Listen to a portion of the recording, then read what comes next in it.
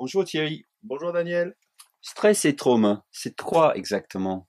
Alors, stress et trauma, c'est tout simplement le fait qu'il faut savoir qu'il y a du bon stress et puis il y a du mauvais stress.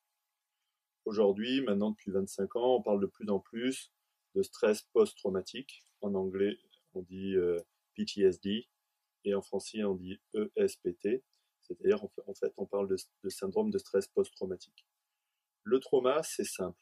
En fait, c'est comme un bug de peur. C'est-à-dire que c'est une expérience de vie, un événement qui va vous marquer et qui va engrammer la peur à l'intérieur de vous.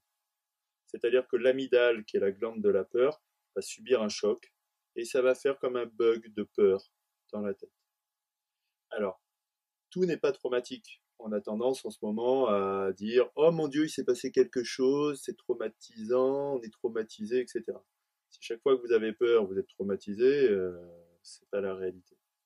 En fait, pour savoir quand une peur est traumatisante, pour savoir s'il y a un réel traumatisme, en fait, il faut se demander si l'événement qui a été marquant, si l'événement qui vous a choqué, a quatre caractéristiques qu'on appelle les 4 I. La première caractéristique, le premier I, c'est l'intensité émotionnelle. Pour qu'il y ait trauma, il faut qu'il y ait une réelle intensité émotionnelle qui soit vraiment très très forte. Un accident de voiture, un attentat terroriste, un viol, un abus sexuel, ce genre de choses. C'est-à-dire que c'est vraiment quelque chose qui sort du commun. C'est pas un chien qui vous fait peur, qui aboie, vous voyez, ça c'est pas traumatisant. Ensuite, la deuxième caractéristique, deuxième I, c'est l'imprévisibilité. C'est-à-dire qu'en fait, le cerveau, il est surpris. Il y a un choc qui est lié à l'effet de surprise. Poum, ça fait poum, quoi. Vous voyez, il y a un boom et ça fait vraiment peur. Le choc est direct et ça marque en fait la peur directement en mode réflexe. C'est-à-dire que l'amygdale, la glande de la peur, va être impactée directement dans le circuit réflexe. Et c'est ce circuit-là ensuite qui va être perturbé et qui va faire qu'on va avoir des paniques, des troubles, des flashbacks, etc. Le troisième I, c'est l'impuissance. C'est-à-dire qu'en fait, un événement est traumatique quand la personne est complètement mise dans l'impuissance. On est complètement impuissant lorsqu'on a un accident de voiture. On ne peut rien faire. On est totalement impuissant face à un terrorisme, face à un attentat terroriste, une bombe qui explose. On est complètement impuissant face à une agression où il y a plusieurs personnes qui vous attaquent et qui vous violent, par exemple. On est totalement impuissant face à la guerre. Et vous savez qu'il y a eu beaucoup de personnes traumatisées dans les différentes guerres, notamment au XXe siècle, et ça continue au XXIe siècle.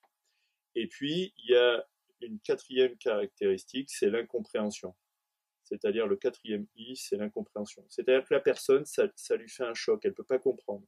Elle ne peut pas intégrer parce que ça n'a pas de sens. Quel sens ça a de tuer des gens? Quel sens ça a de violer des gens? Ça n'a pas de sens, c'est impensable, c'est incompréhensible. Et donc le cerveau, il ne peut pas comprendre ça, il ne peut pas gérer ça, il ne peut pas l'intégrer, il ne peut pas le digérer. Donc je résume la situation. Un traumatisme, c'est un bug de peur qui est très intense, qui marque une personne et qui est c'est lié à un événement qui a 4 caractéristiques. L'intensité émotionnelle, l'imprévisibilité, l'impuissance puisqu'on ne peut rien faire face à ça, et l'incompréhension puisqu'on a une perte de sens et une perte de repère. Par rapport à ça, le problème qu'il y a pour le cerveau, en fait, c'est qu'il a du mal à digérer tout ça, il a du mal à l'archiver, parce que c'est tellement intense que ce bug, en fait, il va venir perturber le présent, et le cerveau va avoir du mal à le digérer et à l'archiver pour le remettre à sa place dans le présent, dans le passé plutôt. Donc il y a un problème d'archivage au niveau des structures cérébrales, et vous avez en fait en permanence le truc qui revient. En fait, vous avez un bug de peur qui vient vous perturber, et on a vu les différentes manifestations du stress dans d'autres vidéos. Voilà, donc on retrouve les symptômes de stress, et de façon plus intense hein, généralement. C'est-à-dire la dissociation, l'agressivité, beaucoup plus forte sur du stress qui est moins. Alors attention, là je vais peut-être te dire aussi une chose, il ne faut pas comparer les traumas, hein. C'est une échelle, hein. Il peut y avoir le traumatisme, la souffrance, ça marche toujours avec des échelles. Voilà Daniel, j'espère que je vous ai éclairé sur ce sujet-là. Merci beaucoup Thierry. Je vous en prie.